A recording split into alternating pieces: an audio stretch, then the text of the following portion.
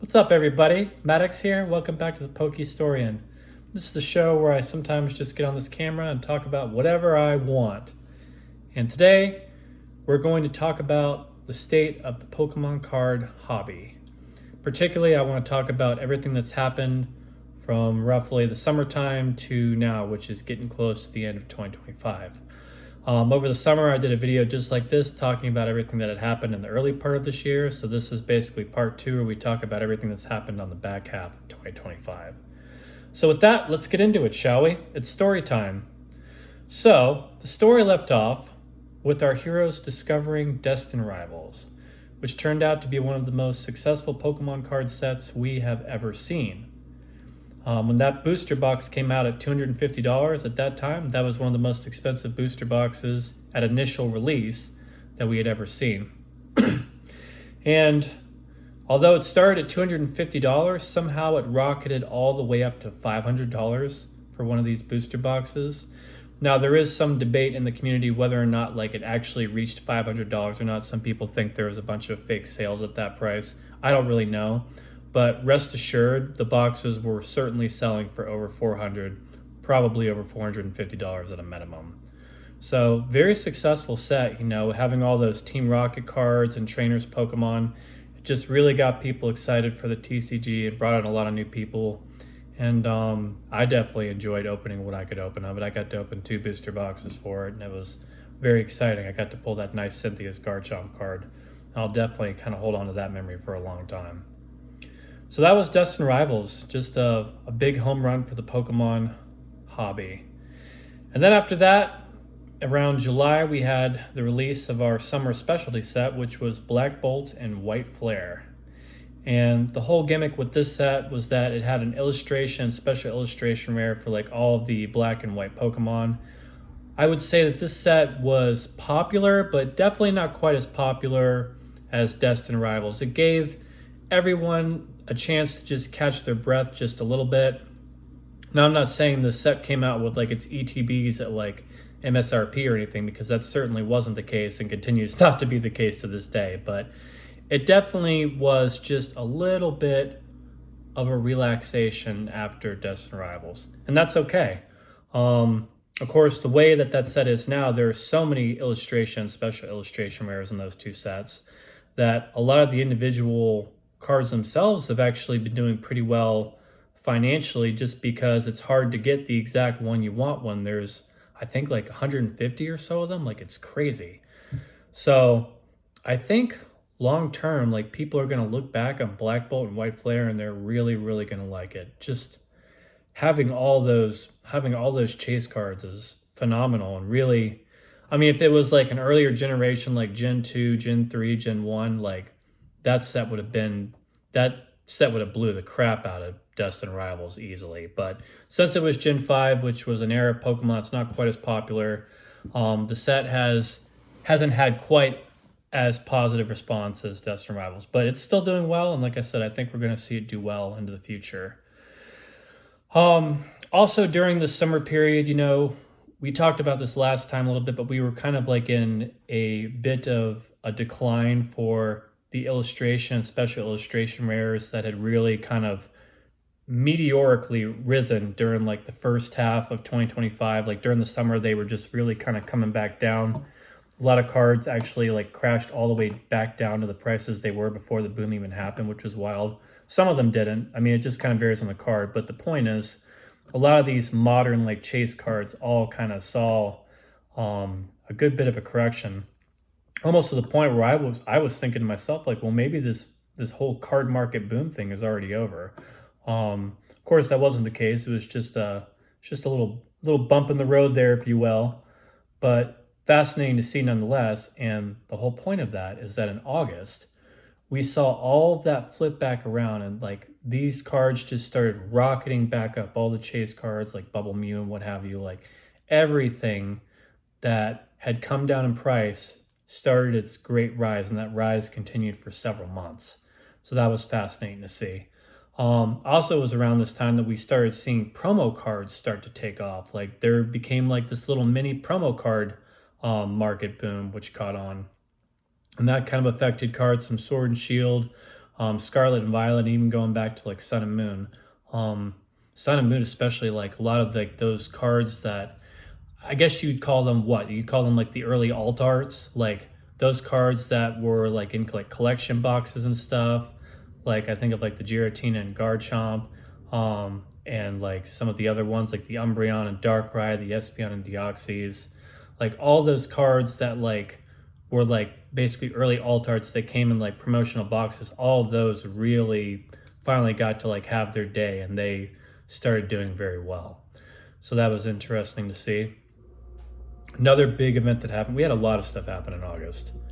Also, we had the release of the Burger Pikachu card over in Japan.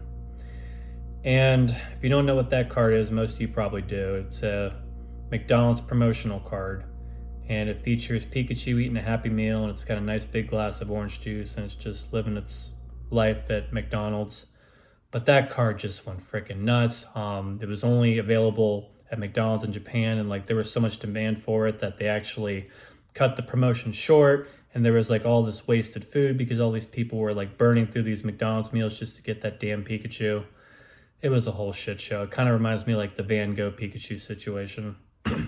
So we saw that card just rocket up pretty substantially. Now, of course, it's coming back down. If you go on eBay, there's so many PSA 10 copies of it. It's unbelievable.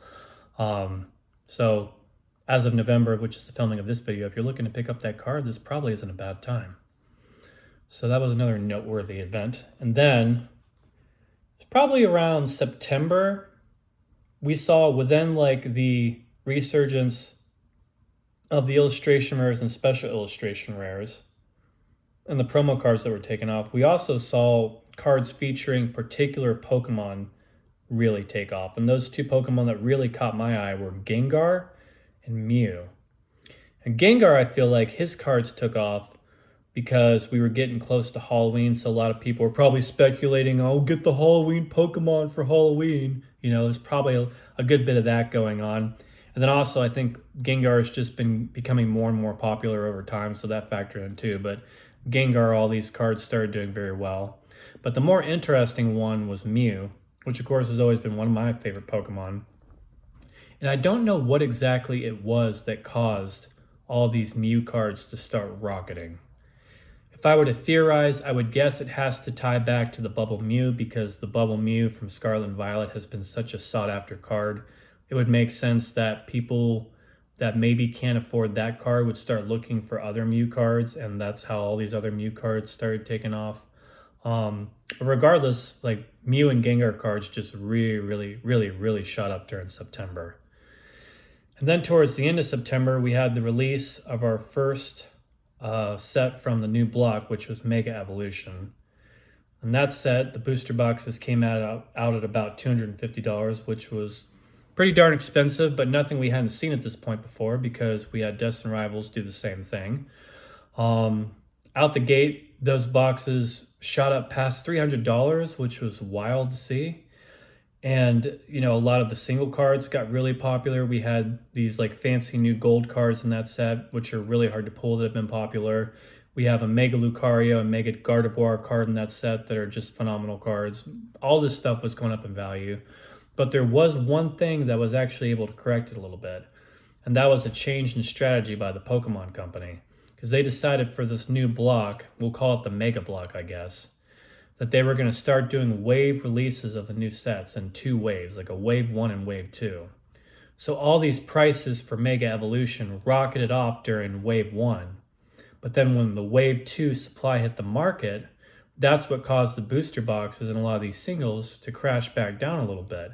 And now the Mega Evolution booster boxes are sitting at about $250 again. They're holding at that price, pretty good. And a lot of the singles have come down substantially, which is great if you're trying to pick them up. So hopefully moving forward, these new wave releases will keep some of this like Pokemon hype in check. But of course, only time will tell. Another interesting thing that happened was that around the time of Mega Evolution, we saw like these weird kind of like meme cards kind of take off.